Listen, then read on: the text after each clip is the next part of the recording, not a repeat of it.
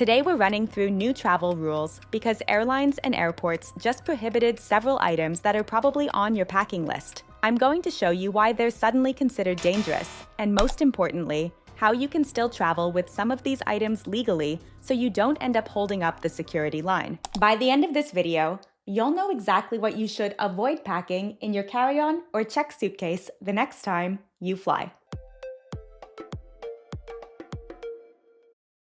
Let's start with the one that's making news headlines and catching a lot of travelers off guard. The TSA just banned cordless hairstyling tools from checked luggage. This includes any wireless curling irons, flat irons, and hair straighteners that run on gas cartridges or lithium batteries. Exactly the kind that are super convenient for travel, since you don't need to find an outlet. The reason for this ban is because these devices have been causing actual fires on planes. The lithium batteries can overheat through something called thermal runaway, and those butane cartridges are basically tiny pressurized containers that can explode at altitude. You can still bring them, but only in your carry-on, and only if they have a safety cover over the heating element, and absolutely no spare gas cartridges allowed in checked or carry-on luggage. Those are completely banned. The good news is that regular plug-in styling tools are still fine everywhere. So just remember to stick to hair tools that have a cord if you want to avoid the hassle.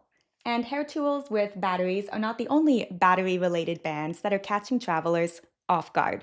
Southwest Airlines just became the first U.S. carrier to ban something that literally everyone travels with, and other airlines are watching closely to see if they should follow suit. They've banned power banks and portable chargers from being stored in overhead bins. You can still bring them on the plane, but they have to stay at your seat where the flight crew can see them. This happened because of a terrifying incident on an Air Busan flight where a power bank caught fire in an overhead bin and injured 27 passengers. The crew couldn't get to it quickly enough because it was hidden away. Here's what's really important to understand. Southwest was the first U.S. airline to implement this, but other international carriers like Emirates, Singapore Airlines, and Thai Airways already have similar restrictions in place, and more are likely coming. Pay close attention to airline news, as I imagine this is going to become standard across the industry over the next year. Speaking of battery fires, there's a much bigger crisis happening that most travelers have no idea about, and it's driving new restrictions.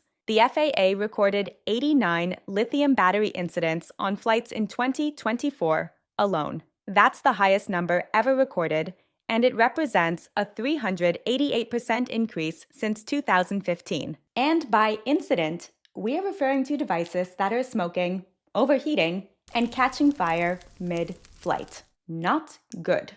Now, the TSA is cracking down hard on any device with lithium batteries that doesn't have clear labeling. If your device doesn't clearly show the battery type or watt-hour capacity, there's a real chance it's getting confiscated. The problem is, once again, with something called thermal runaway. Basically, when a lithium battery gets damaged or overheats, it creates a chain reaction where it keeps getting hotter and hotter until it catches fire. And when you're trapped in a pressurized cabin at 35,000 feet, that's not exactly a situation you want to be in. Take a moment to check that all the devices you plan to pack have clear battery information printed on them. Lithium batteries can be found in your phone, laptop, tablet, wireless headphones, portable speakers, electric toothbrush, and even some newer luggage with built-in charging ports. If any of these don't clearly show the battery type or watt-hour capacity somewhere on the device, seriously consider leaving them at home. But also keep in mind that the TSA recently went to their Instagram, which, might I add, is both informative and hilarious, to remind us that electric toothbrushes are generally allowed in carry-on luggage. I personally travel with mine all the time and have never had any trouble. This next ban is going to frustrate a lot of health-conscious travelers, or pretty much anyone else that tends to travel with a ton of random powdered substances. Any powdered substance over 12 ounces in your carry-on is subject to additional screening and possible confiscation. This includes everything from greens powders to protein powder to pancake mix, and even large containers of powdered coffee creamer. The TSA's reasoning is that these powders can be used to disguise explosive materials, so anything bigger than about the size of a soda can is going to get extra attention. In some cases, agents are doing additional chemical testing, which means longer delays and a higher chance of your powder getting confiscated if they can't definitively identify what it is. your best bet is to transfer your powders into smaller containers under 12 ounces each, or just pack them in your checked luggage where size restrictions don't apply. This next one is one that nobody saw coming, and it's causing a ton of delays at security checkpoints. You can usually bring food and snacks through airport security with no problem. Solid foods like sandwiches, crackers, and fruit are typically fine. Liquid foods are subject to the 3-1-1 rule, but most solid foods and snacks are not a problem. But recently, certain homemade snacks and food items, especially those wrapped in foil or packed in non-transparent containers, are facing increased scrutiny and potential confiscation. The issue is that homemade items can look suspicious on X-ray machines. That foil-wrapped sandwich or homemade energy bar might trigger additional screening or even get confiscated if the TSA agent can't clearly identify what it is. Your best bet is to pack any homemade food in clear, transparent containers. Avoid foil wrapping entirely. And if you're bringing something that might look unusual, be prepared to explain what it is and maybe even open the container for inspection. And here's one that is a total wildcard. There's actually an entire phone that's completely banned from all flights. This isn't a new ban, but it's worth a reminder. The Samsung Galaxy Note 7 is entirely prohibited from all commercial flights, meaning it's not allowed in your carry-on or checked baggage. It cannot travel on planes at all, even powered off. That's because the Note 7 had nearly 100 documented incidents of batteries overheating, catching fire, or even exploding.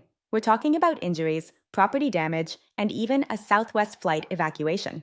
Yikes. Because of all these wild incidents, the Note 7 is now classified as a forbidden hazardous material under federal law. If you try to board with a Note 7, you could be denied boarding, have the phone confiscated, and face fines or even criminal prosecution. This ban exists worldwide, and it's a rare, permanent prohibition due to the device's proven and serious danger in the air. You may have noticed that a common thread connecting all of these new bans and restrictions is the risk of a fire mid-flight. Whether it's hair tools, power banks, or suspicious foil-wrapped packages, the aviation industry is terrified of in-flight fires because your options are extremely limited when something catches fire at 35,000 feet. Always check the TSA's What Can I Bring page and stay on top of news headlines pertaining to the airline you are flying with that could impact your next trip.